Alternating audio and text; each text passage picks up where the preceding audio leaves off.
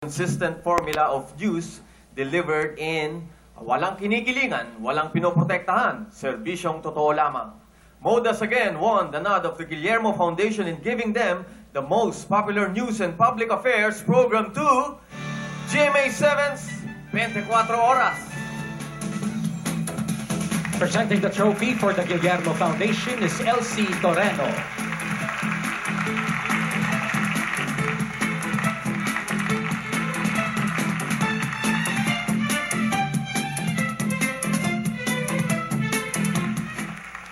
Magandang gabi po sa inyong lahat. Sa ngalan po ni Tita Mel Chanco at ni Sir Mike Enriquez at sa lahat ng bumubuo ng 24 Oras, maraming salamat po sa Guillermo Foundation. Ito na po yata yung pangatlo naming award, third consecutive award galing sa foundation at talagang maraming salamat po. Sinishare ko rin po itong award na to sa lahat ng staff at crew ng 24 Oras na nagbibigay ng kanilang dugo, luha at pawis para araw-araw ay makapaghatid kami ng balita at impormasyon na kailangan makarating sa publiko.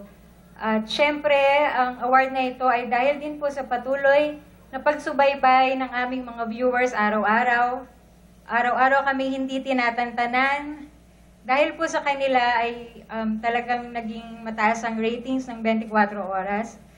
At asahan niyo po na sa patuloy pang mga taon, patuloy kaming maghahatid sa inyo ng mga balita at impormasyon na tatak GMA. Totoo, patas at walang kinikilingan. Magandang gabi po ulit at maraming salamat. This reality talent search program enjoyed high